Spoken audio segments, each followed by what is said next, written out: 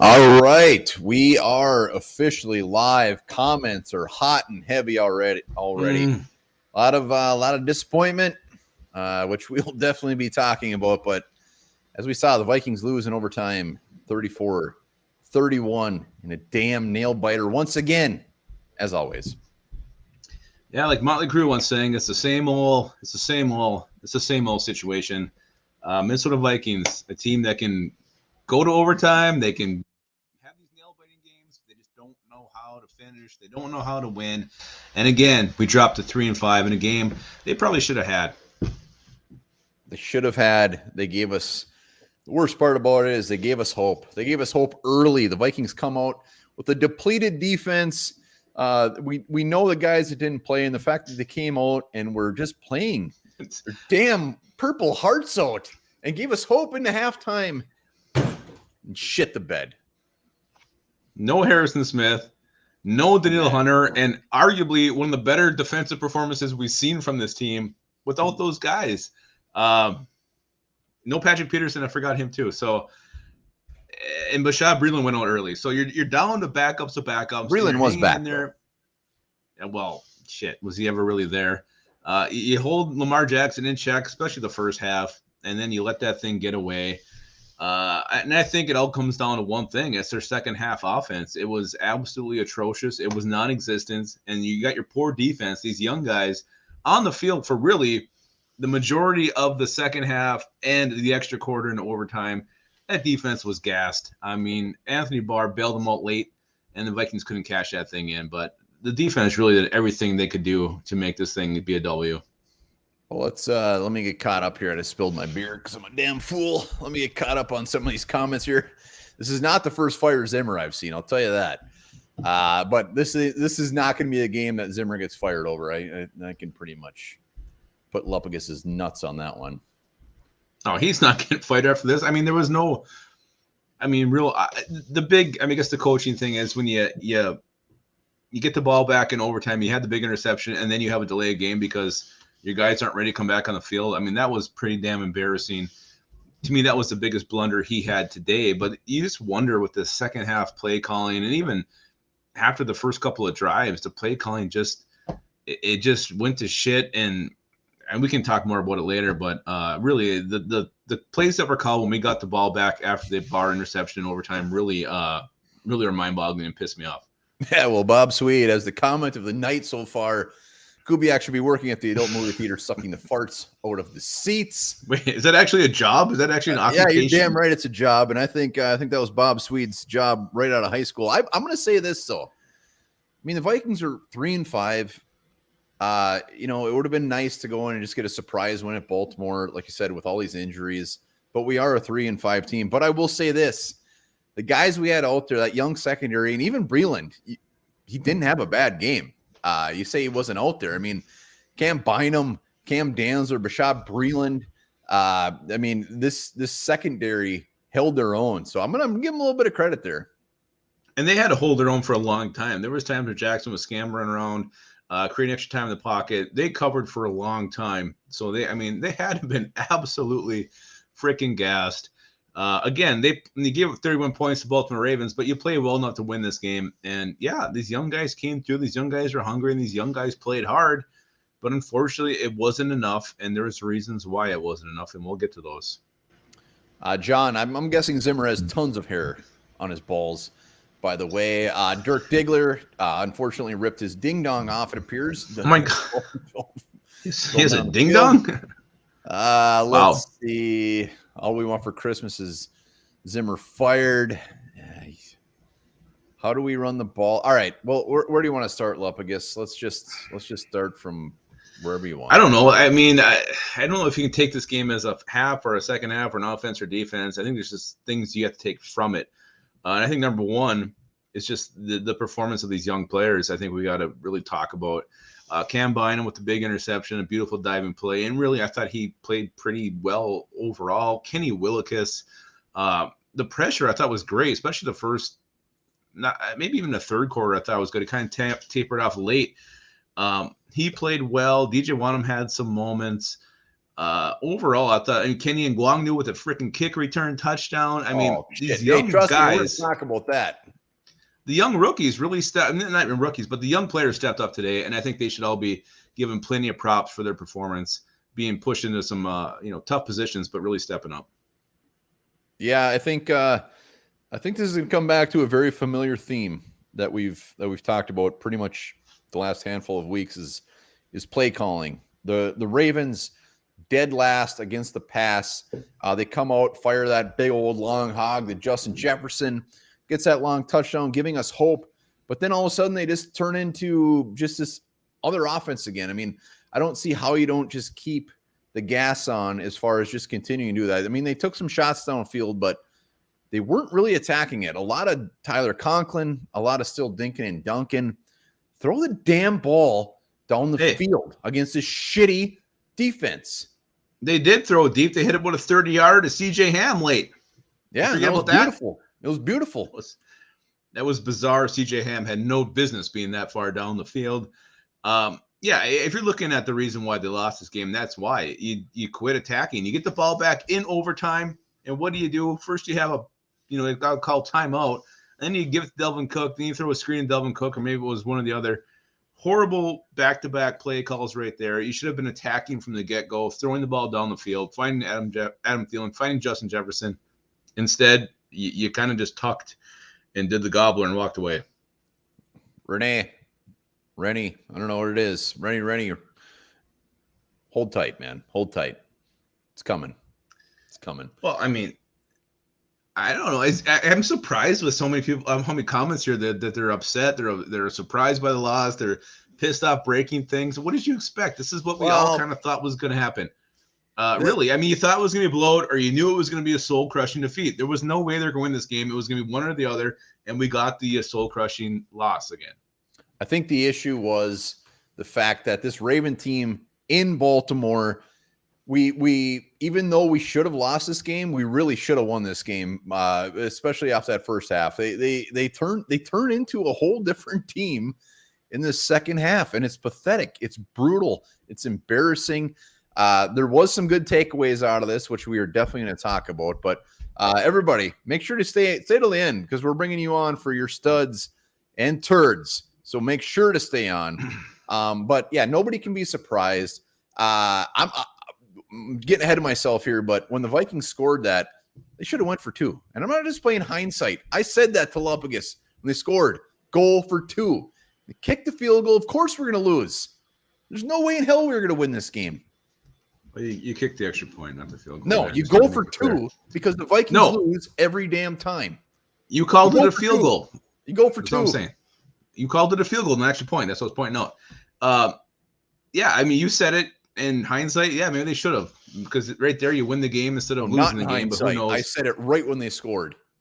No, I said you said it. I'm saying, and maybe now that they lost the game in hindsight, maybe you were right. That's what I'm saying. Anyway, you mentioned two different teams. I think it really started when you got 40, 50 seconds left in the half. You let Baltimore get down the field and score a touchdown. You're up 17-3, and somehow they were still able to get points there. I know the timeout we took was because of the injury that was made clear by you during the game. But again, you don't take the timeout there. They don't have that extra time. They're not going to get the touchdown. So you kind of see this great performance by the defense, and then they get a little bit of life at the second half, and that carries over. Yes, Kenny Ngwangnu got the kick return touchdown to start it off, but the defense wasn't really the same. The offense was non-existent, and that's why you lose this game. That's why the Vikings are 3-5, a team that doesn't know how to finish, doesn't know how to put teams away, and it is what it is. But it's nothing we should be surprised by now. This game summed up the entire Minnesota Vikings season. It did. We got the Chargers next week. It's not great, but let's kind of go in reverse a little bit. I mean, obviously the big news before this game, which we haven't talked about, Harrison Smith being out. I mean, everybody going in this game when they saw that had to think that Baltimore is going to put up about 45, 50 points on us. Cam Bynum gets the start. Thought he played pretty damn well. I mean, aside from even that beautiful interception, there really wasn't any like horribly gross plays. I mean, any plays that they were getting, Baltimore seemed to really earn them. Yeah, there wasn't a lot. I go back to that 3rd and 15. I think that was late when Baltimore either took the lead or tied the game. That one was a little disappointing. But yeah, overall, like I said, when we started this thing, these young guys came in, took over, and I really actually thought this is one of the better defensive performances the Vikings have had top to bottom this year. Which is kind of sad considering we have so many guys out, but it's true. They played damn good. Let's talk about the guys up front. Kenny Willekes, I thought, played fantastic. He was always right there, right on the cusp, had that sack taken away from him, but Kenny Willekes was up in their ass. Sheldon Richardson gets a sack. DJ Wanham had some good plays. Armon Watts, my boy. Armon Watts played well. Anthony Barr with that just beautiful, fantastic interception. Kendricks was Kendricks. I thought Ken Danzler played well. Overall, just defense played very, very good. Well, yeah, you played well enough to win the game. And yeah, it's 31 points. And you look at Lamar Jackson's stats, they're going to look like you didn't. But really, this defense did what it had to do. You cannot blame them. They were on the field so much in the second half of this game. They had to be completely gassed. Those guys were covering receivers forever. And those poor linemen, I mean, it was constant. We were going 3-0 on offense every single time. They were on the field forever. They were gassed, and they gave it everything they had. So I'm giving nothing but kudos to this defense today, despite the 31 points. I mean, this isn't their fault. Yeah. Trying to think of something clever to say. I'm just really kind of beaten right to the crotch a couple times after this one. Anthony Barr, when he got that interception in overtime, it just seemed like everything was going to go the Vikings' way. And then, I mean, I think they threw it on first down. Second down, they gave it to Dalvin Cook. He gets stuffed. And then third, I don't even remember what it was. It was just a gross pass, and you knew it was over. It just was gross. Well, you're waiting for something to change the story, to change the outcome, and you think that interception that he had was maybe something that was going to do that. Holy shit, the Vikings actually got a pick here. They're going to turn this thing around and go down and score. And yeah, I mean, it starts before that with the delay of game. You got to use a timeout. You kill all your momentum there. I mean, you could take a shot right away. Listening to on the way home from the game, Ben Lieber said that none of the Vikings had any of their helmets ready to go. None of the offense was ready to go on the field. They had all their helmets on the warmers. They were basically ready to lose this game, which is horrible. That goes back to the coach. You have you guys ready. Why are they not ready to get on the field? And then they come back and you call the screen, then the run. I mean, it was just head-scratching play calling. Push this ball down the field. It had been working for you earlier. It's so frustrating. But again, it's what we've seen. It's what we've seen every single game so far this season. So anybody who was shocked by that, shame on you for expecting something different. Yeah, but shame on the Vikings for giving us hope. I blame them. I wish it would have just been a complete blowout. Yeah, Ravens time of possession. I mean, almost doubling, or well, I guess they did double up the Vikings. So it clearly shows why the Vikings defense was hurting, especially in overtime. Lamar Jackson, I mean, they were just grinding the ball, and the Vikings, they either scored or it was 3-0. And Lamar Jackson, I mean, he had some beautiful plays, but also some very ugly throws, disgusting throws. Very up and down guy, but he's just so athletically gifted that he can make up for a lot of those shortcomings. But you could tell late in the game, we couldn't even stop Le'Veon Bell, who wearing number 17 looks like a third, I think like the fifth receiver running the football. I mean, it just looks odd. It looks like this tall, skinny guy running the ball, and we couldn't stop him. He just kept, he'd get whatever we would give him. And of course, Justin Tucker is going to make that field goal. No question in anybody's mind. Our only hope was that we could block it. And I can't remember the last time the Vikings blocked a field goal. Yeah, his number might have looked odd, but he was doing what it had to be done to get the first down. Let's talk. Where was I just going to go? What was the big? Let's talk Mason Cole. Mason Cole, unless I missed something, it appeared he had a fairly decent game. And we're hearing this to Garrett Bradbury, who we all know has been fairly dog shit. So maybe this isn't a fair comparison, but Mason Cole, I'm all fine with him coming out next week. I would have no issues with that. Yeah, but you gotta know who you're talking to. You gotta know what's coaching staff. It ain't gonna happen. They're gonna go back to Garrett Bradbury. Yeah, I thought he played well. I didn't see Mason Cole being pushed back into Kirk Cousins' dick anytime during this game. Didn't see him rolling on the ground, getting knocked to his ass. I looked for it. Didn't see it. Maybe it happened. Maybe it didn't. But I didn't notice it. And I think this is a good point. I was watching these comments unfold here. Wyatt Davis, when Oli Udo went out, the announcer said he was on the Ravens. Blake Brandel came in, not Wyatt Davis. Blake Brandel came in, and I don't know what's going on there, but you would think, Wyatt Davis should be pretty damn close on the depth chart, but apparently he is not. Yeah, I'm not gonna say a very popular take here, but at this point, if they're throwing Blake Brandel in there before Wyatt Davis, I think we just need to come to grips that Wyatt Davis just is not ready. There's no other way around it. It's not like they're, let's just wait this out. Let's make him earn this. If Blake Brandel is in there, a guy that we cut and we brought back before Wyatt Davis, I'm not saying Wyatt Davis won't be fantastic down the road, but there's a reason he's not out there.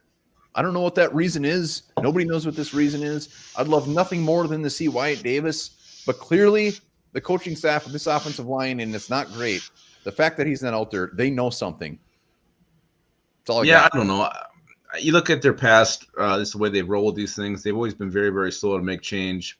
And maybe they think Blake Brandel is the next man up. I don't know what else that it could be. Was Wyatt Davis active today? That's the number one question. I think he was. I'm pretty sure Wyatt Davis was active. So then I don't know. I mean, that's just what I go back to. They think they get this pecking order, and that's what they're going with. Other than that, I don't know why you don't try Wyatt Davis, especially at this point in the season. You're 3-4. Nothing really to lose at this point. Might as well see what you got in these young guys. Is Blake Brandel your future? I don't think so. So why not just see what Wyatt Davis has? If he's ready or not, throw him in there. It's worked out so far with Christian Darrisaw. Look at these rookies now. Everybody's bitching earlier in the year, but these rookies not doing anything. Going a touchdown, Bynum interception, Darrisaw playing great at left tackle. Suddenly the Minnesota Vikings 2021 draft class isn't looking so bad, which, again, I was never concerned about it. I just thought it was a team that was a veteran team, wasn't looking for a lot of rookie help right away. But today you see them, and they came in and they played, and the guys who were called upon played pretty damn well. And I have no doubt why Davis will play well when he does finally get his shot. So, yeah. Yeah, there was a couple times, Purple Haze, where I thought Delvin and Madison, too, maybe should have bounced some things out where they ran them right up the middle. Early in the game, Madison got a pitch that they took up like the 2-hole, and you look over to the 6, and it was completely wide open. So there is some concern about that. I don't know if these running backs are seeing things well. I mean, Delvin, I think he actually had, stat-wise, had a pretty damn good game. What did he run for? 110 yards. He caught 3 balls for 12 yards. But I don't know. And maybe I'm nuts on this, but Delvin Cook, it seems like he's falling a lot. Like, he just goes down very, very easily. And I don't know what it is. And I mentioned to Barr during the game, but it seems like Delvin Cook, he just completely he's just been falling down very simply this year. Oh, God, you're not still talking about that, are you? I was just going off the comments here. Make sure to stay on. We want to hear your studs and turds. I'm having a little trouble who my turd is going to be. I mean, there's an easy one for me. I'm trying to get a little bit more creative, but we will see. Let me get caught up here. Let's talk about Mr. Kene Nwangu. Yeah. Get that son of a bitch out there on offense. All right. I love me some Madison, but 3-5. Let's get Nwangu I'm starting to not love me some Madison so much. I thought today he left some yards on the field. I don't think he's got great vision. I'm starting to really question his vision. I don't know what he sees. If he's seeing the holes, I think he just takes the play where it's supposed to go. Not much improv there. I've kind of actually, to me, in my heart, Madison's trending a little bit downwards. I still would trust him if he had to take the ball and be the lead back, but I don't know, man. I am starting to get a little sour on Alexander Madison. Well, let's remember the Ravens are the 4th best defense against the run. It's not like they're going against this shit run defense. No, it's not about the defense. There was holes there, and he just wasn't seeing them. And that same thing go back to the year ago against the Seahawks when the bounce it out to the right. He's got the game-winning first down, doesn't take it. To me, with Madison, vision is definitely an issue and a problem. But well, he's just a straight runner. That's not his thing. He's just going to take the ball and run. And When you look at his stats, he's done pretty damn good in the past. So I think vision is definitely an issue with him, and I don't know how you can argue it. Well, let's go back to Kenny. I'm not arguing it. That's his issue, but he's going to get the tough yards. No, and I would still like if he's got to fill in for Delvin Cook, I'm fine with it. But I think he is a guy who isn't going to improv well, isn't going to see the open hole, isn't going to adjust on the fly. But Kenny Ngwangwu, you brought him up, and my only thing about Kenny Ngwangwu today was after that beautiful. Don't you dare! Don't you speak ill of Kenny Ngwangwu. No. Why didn't he take out any more? There was opportunity at the next kick, and then one after that, and he didn't take either one of them out. His speed is insane. Like once he got past, I don't know who the last guy was, and Tucker was closing in.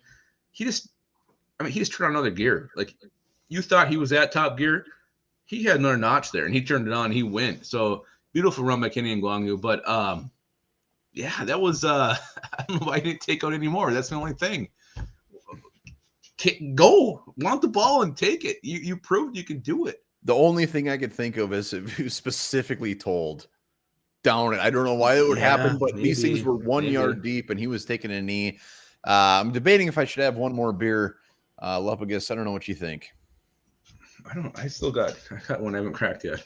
Oh, all right. Can we also talk about John Harbaugh?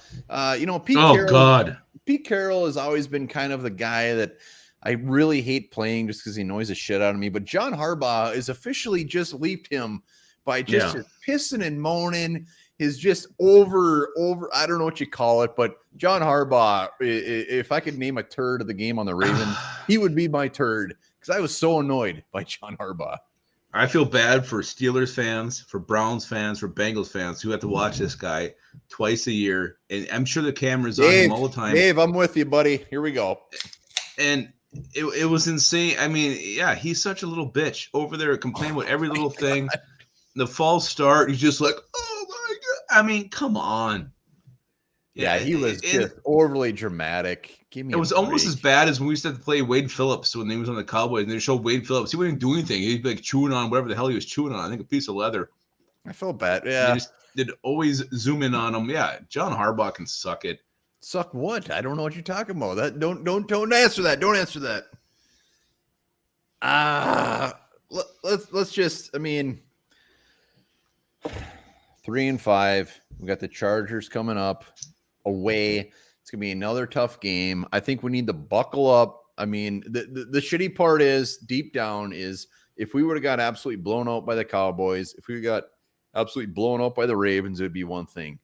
But the theme continues, and it will continue for the rest of the year, where we just toy with our little purple parts in between our crotch that gets us excited throughout the game, and then it just ends up being a full dump.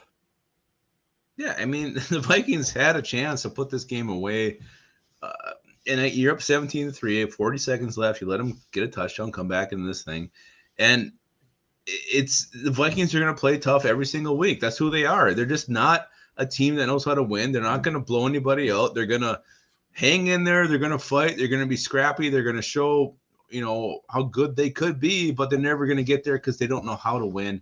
And there's reasons why this happens. There's some coaching mistakes. There's some play calling mistakes. There's defensive mistakes, not stepping up at key times, making plays at key moments, 4th and 2, 3rd and 15, not making stops when you have to. And, also some boneheaded penalties that keep drives going. So it was a fun game to watch. And I think the Minnesota Vikings this year are going to have a lot of more fun and exciting games. Oh, and that's why we watch. Well, they all suck in the end because you're not going to get the result that you want. But this team, you definitely can't say they don't have any fight in them because they will fight, but they're not going to win. Patrick Harms, no beer, 3 months. We got Tim. Don't worry, we'll drink them for you. We got you. We got you. Does this mean they're not drinking anything besides beer though? They said no beer. Yeah, it might be. Patrick Harms will come out with 2 pounds of cocaine in front of him. All right, let's spin this thing positive, Paulie. Some good things that came out of this game is, like you said earlier, the draft class.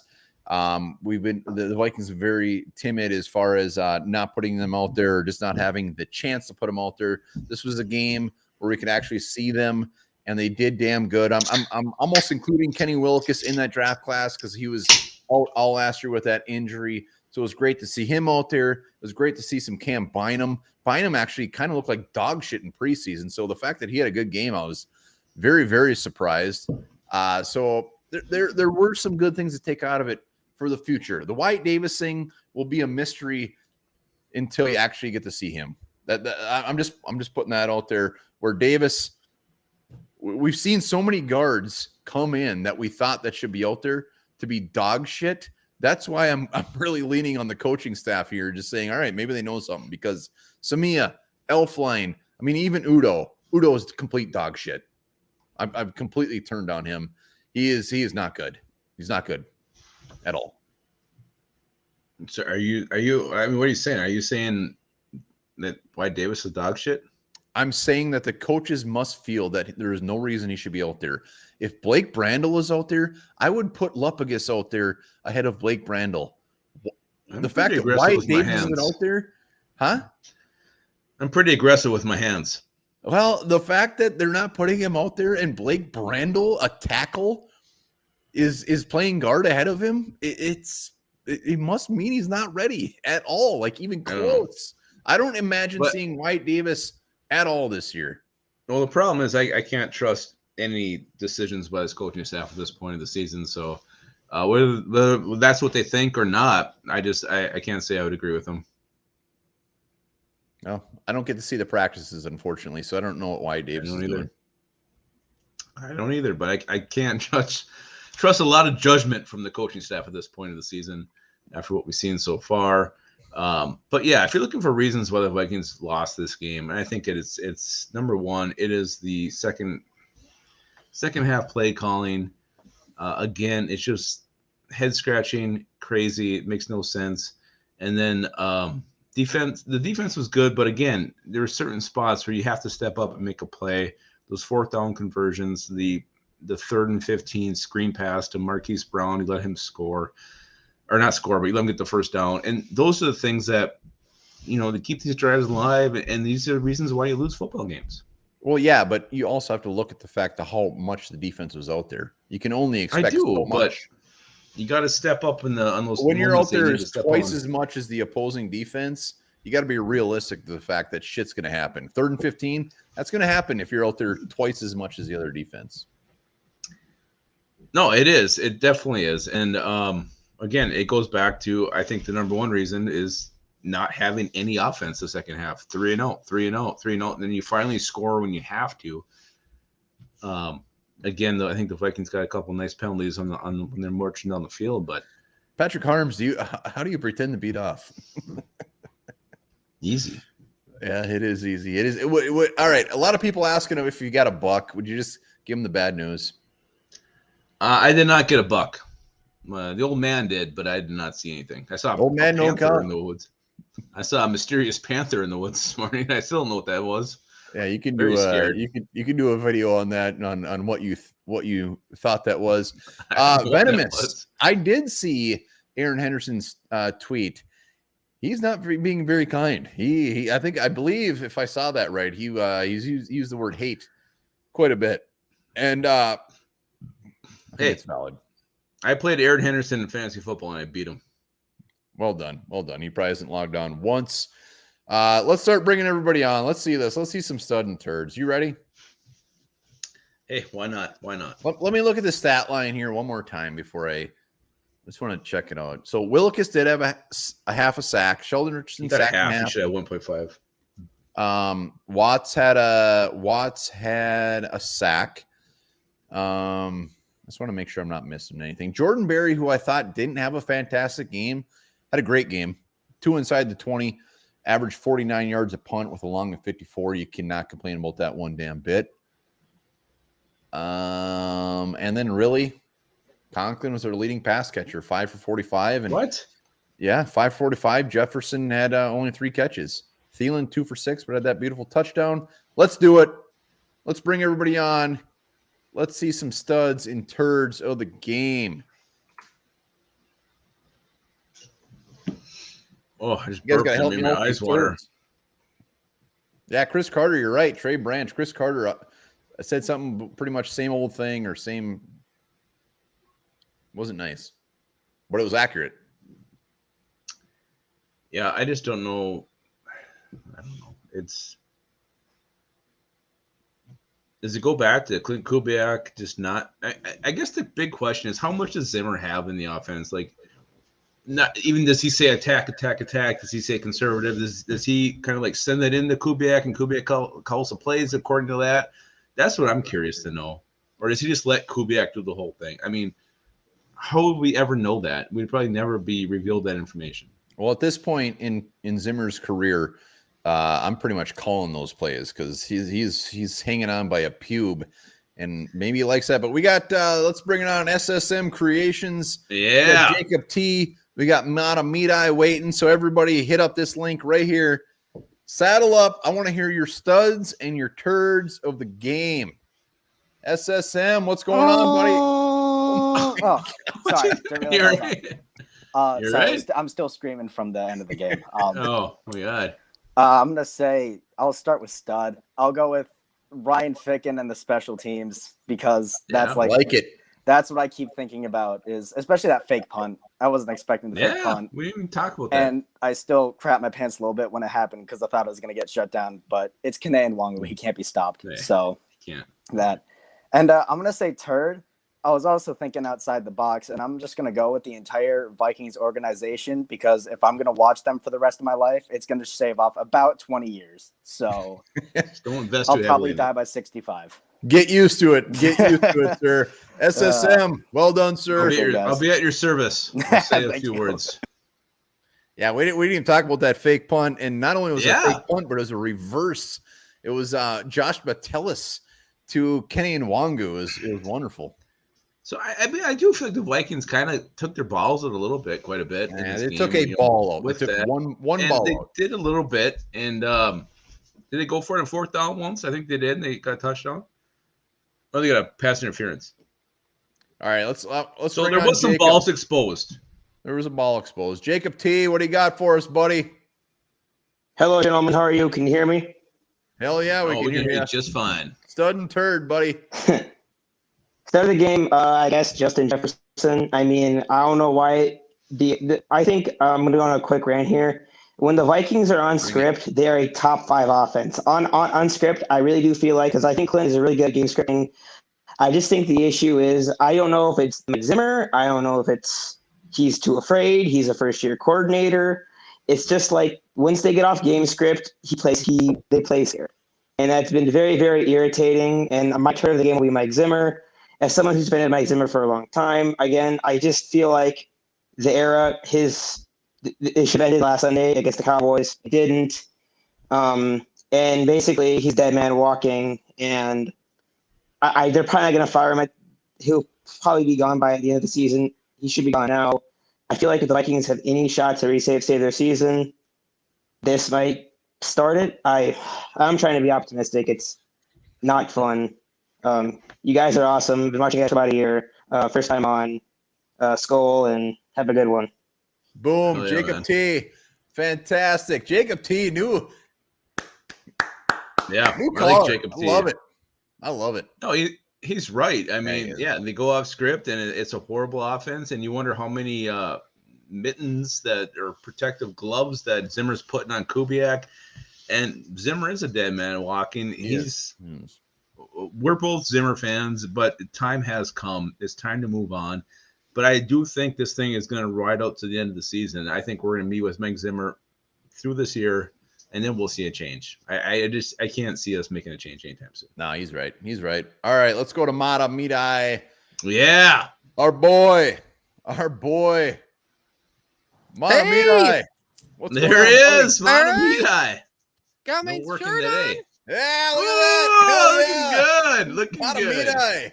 Yeah, looking good. All right, my studs are probably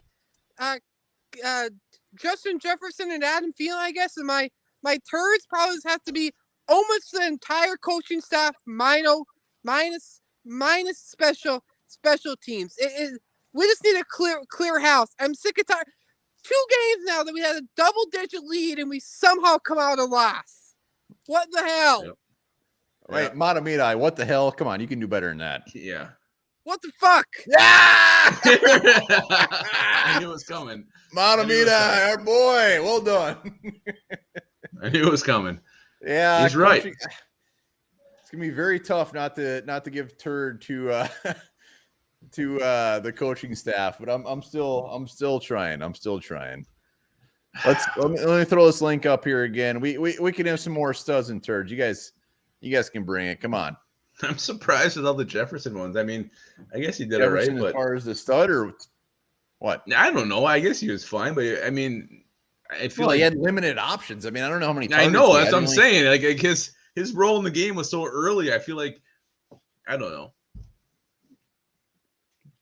Yeah, I'm still pondering. Yeah, this is a tough one, really, for both. To be honest with you, I do think I saw a stud for Darisaw, which is very valid. Darisaw the last 3 weeks, and we said it pretty much on every post game, is we're not talking about Darisaw, which is always a good thing, but we're really not talking about him. He is playing fantastic. I mean, yeah, this is when there's a flag on the tackle. field, it's never on 71. Well, this is a rookie left tackle that has been injured, that is just kind of getting thrown into it. And he's going against very good defensive lines, and he is holding his own. Darisaw, this is going to be our left tackle for years to come, and he's doing damn good.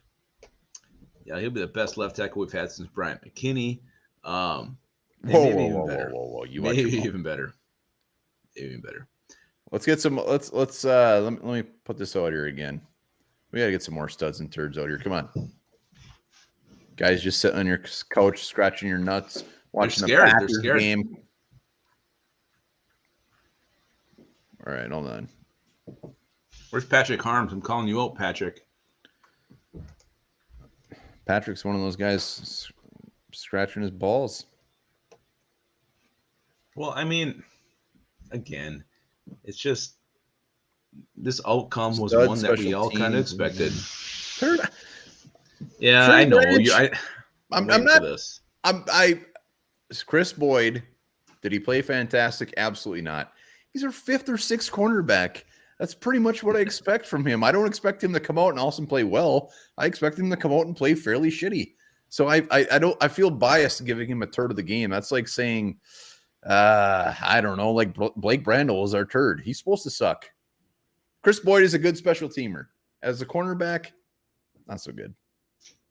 I mean, we got Venomous. We got Venomous here. We got to give him some love. Are you serious? Venomous, look at that. Venomous, look at that beard. I want to stroke your beard so bad. There you go. Got it. It's all yours. What do you got, buddy? Yeah. What do you got? Stud of the game is Anthony Barr, especially with Harry there. I mean, you could tell that. I mean, I know he, Cooper Kupp still always lives with me forever. That damn game, but I mean, you could tell that his knowledge of Zim's defense shows, even especially with Harrison not there. And the turd of the game, whoever is calling these offensive plays, whether it be Zimmer, Kubiak, I don't know. That's who it goes to. Hopefully, we clean house soon. I mean, I don't really care if it's tomorrow or we just ride the season out, and that's all I got. All right, Venomous, our boy, our man, always with that beautiful. Come take a dip in that lake. Too. A skinny dip. I want a skinny dip with Venomous. Yeah, Nemesis. Venomous. I don't know. He's living on some beautiful lake. He's living the dream. I'm waiting for him to invite us out to a barbecue. Hasn't happened yet. It's weird. I bet Venomous makes one hell of a barbecue. Oh, I bet you makes a great brisket. Oh, hell yeah. Let's see. I'll give a turd. The refs were all turds. I'm going to say the refs actually kind of gave us a couple of good calls today. I'm not upset with the refs. Well, I mean, obviously the 3 points they gave the Ravens on the non-horse collar call, or the horse collar call that was not a horse collar, but it did. We got one on the goal line. So yeah, there was a couple went our way. So all right, I'm going to throw this out one more time. I don't even know if losing Hitman was that big of a thing, and maybe I'll get ripped for this, but to me, he has not been great this year. He hasn't been doing the big Harrison Smith plays. I really didn't miss him today, to be honest with you. Did you? Yes, I missed Hitman. Are you kidding me? I would have loved to have Hitman out there. I love the fact that we saw Cam Bynum, but the fact to say we didn't miss one of the best safeties in the NFL I think it means that Luppagus had a couple too many Miller Lights. No, I've been silly. very disappointed in him this year. I feel like he's not playing up to his Disappointed level. based off of maybe elite. No, Hitman has always been elite. Maybe he's a one step down. I mean, he's getting a little bit older, but he is still damn He's good. not making those interceptions. He's not making those sacks. He's getting close, but he's not cashing in. So really, I didn't miss him this much today, and I didn't really feel that he was that missed. Well, Lamar Jackson also was not on point. I think if we were going against a different quarterback that was a little more accurate, I think he would have been a little bit more missed. But I mean, I'm not going to argue the fact that Harrison probably isn't having his best season, but he's not.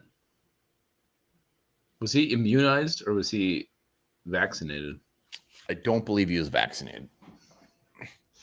Smith, they weren't the new contract. There's the link. If you want to come on one more time, Luppagus, you take her down.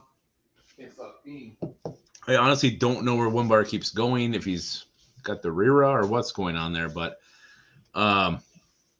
yeah, I don't have the link to put anybody on. But if you want to hop on, click the link, and One Bar will put you on once he is back from urinating or whatever he's doing.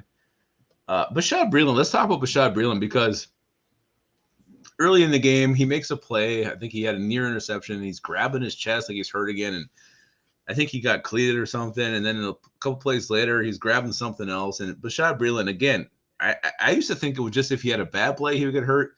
But apparently Bashaud Breeland, no matter what, if he makes a play or doesn't make a play, he's hurt. I mean, he is always hurt. This guy is complete.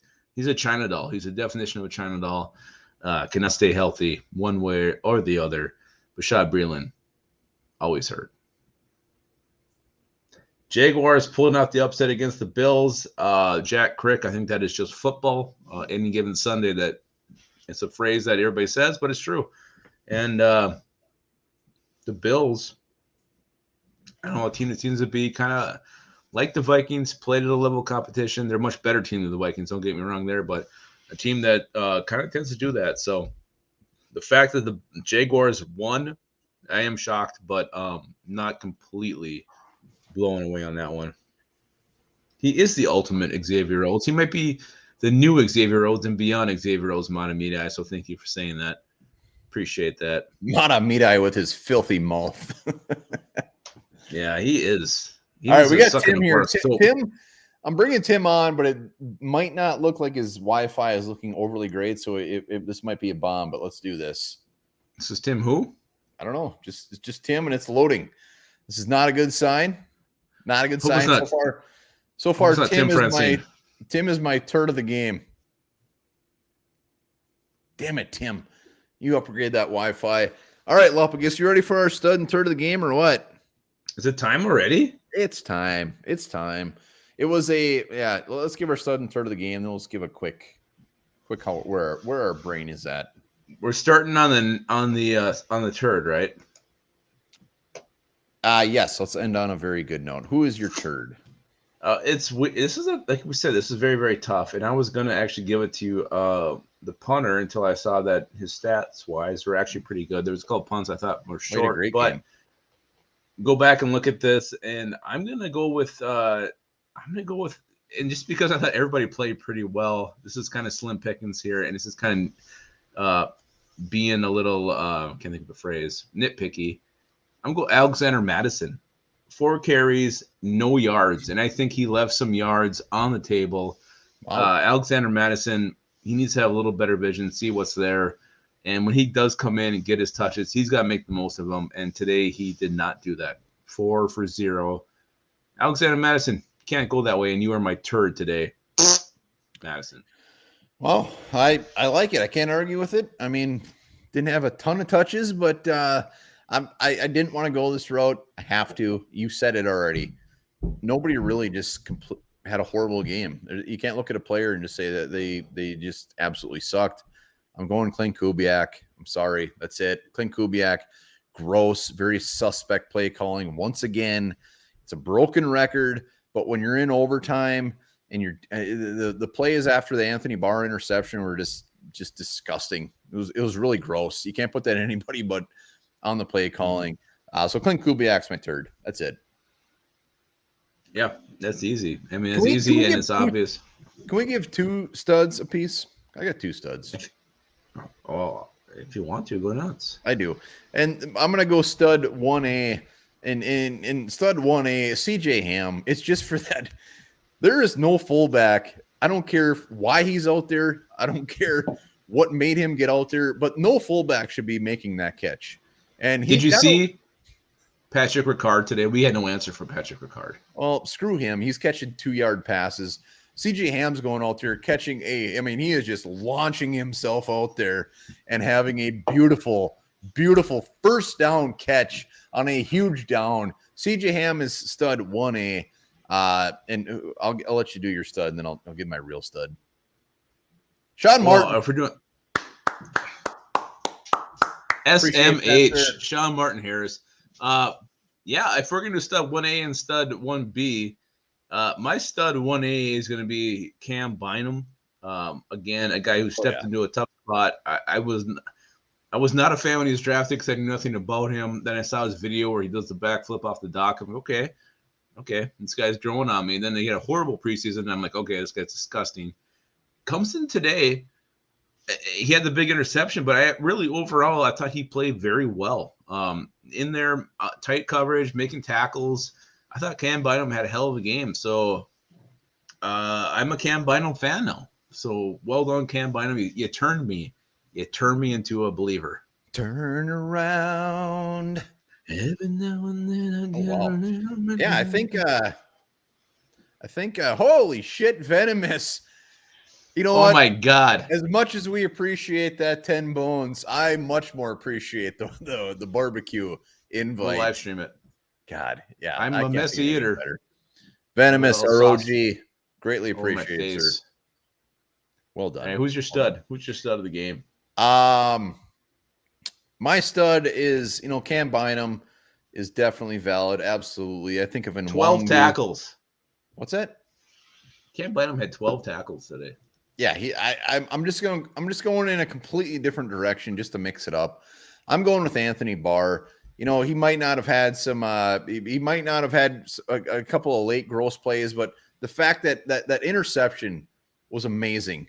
I mean, he tips it, then he grabs it, puts us in position to win the game. Unfortunately, our offense did not feel the same, did not feel like we should win this game. But Anthony Barr played his balls out, played his asshole out to help Vikings get that win. So it's one of the better plays we've seen on defense this year. You can't argue that. So Anthony Barr. No, it was. It was funny because up to that point, I'm like, where's Anthony Barr been today? And then he shows up, makes a big, beautiful interception, did what he had to do to put the Vikings in position to win. Again, offense could not capitalize on that. Very disappointing to see. My stud of the game, it's Kenny Willekes. And I know I'm biased. I've been a big Kenny Willekes guy, a guy who really he's had a fight for everything he's ever had, but you see it on the field. This guy is pure motivation. He had 7 tackles, half a sack. He had another sack that was called. It didn't go on the stat sheet because of a holding call. This guy is he's just pure motor. I saw him. He got behind Lamar Jackson. Then he ends up chasing the guy down 3 yards later, and he makes the tackle. I mean, he just doesn't stop. His motor is great. Kenny Willekes, he was in there, especially the first half when he was fresh. I thought the pressure was great, and Kenny Willekes was always in there. He was just always up in Lamar Jackson's grill. I thought he played a hell of a game today. And yes, I'm going to admit that I do love Kenny Willekes. I always have, and I always will, but I thought he had a hell of a game. And to me, he is the stud of the game. It's Kenny Willekes. Hell yeah. Kenny Willekes has been our boy. Before he was even, the Vikings got him as an undrafted free agent. We loved him. And we're glad he's here. He's showing why he should be here. At Michigan State, his big thing was that it's cliche, but his big thing was motor. He doesn't stop, and he showed it today. He did, yeah. And maybe Lamar Jackson still got a couple yards, but it's Willekes who's chasing him down and not giving up on the play, which I think is huge. And I think a lot of these Vikings, they tend to give up on the play every now and then. And Willekes. And I think that's what helped today. These fresh guys wanting to prove themselves. And I think that's why the defense played so well. these young guys wanting to prove stuff, and we saw it. We saw it from Lucas. We saw it from Bynum. We saw it from Watts. We saw it from a bunch of guys today. So, again, defensively, I thought we played a hell of a game. Well, and just wrapping up this game, 10 seconds apiece. I'll go first. And all I'll say is pretty much what you just said. A lot of guys who came out today haven't had much of a chance to show themselves. They came out. Not only did they play well, but they looked damn hungry, which was quite a bit different than we've seen from the Vikings over the last first handful of weeks. Guys that just want to be out there. They want to show that they can play, and they proved it. So hats off for them. I don't care that we lost. I mean, I care we lost, but the fact that they came out and played dick to the wall, hell yeah. Wait, dick to the wall? Do we need to trademark that phrase? I'll show you a demonstration on an upcoming episode. We're gonna have shirts. One more up against dick to the wall coming out only for our Patreon. So be sure to sign up for that if you want. Yeah, hit up that Patreon link right there. Let's get to 22. You'll get your dick to the wall shirt. Yeah, to me this sums up. It sums up the season. The Vikings as a whole, they're playing well. They're showing plenty of fight. They haven't given up. They're still playing hard. So that's why I think Mike Zimmer is going to hang around.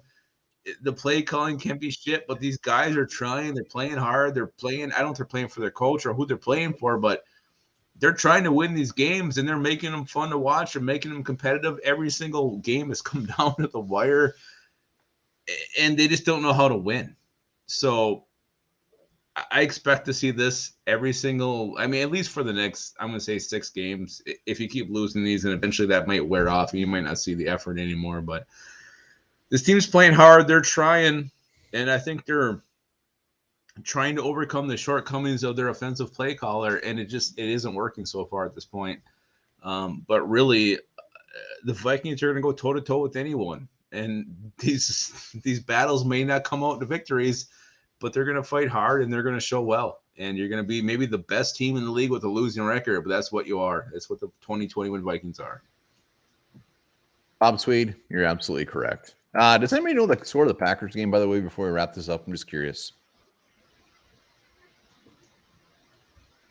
I mean, I could look, but I just figured if somebody knew.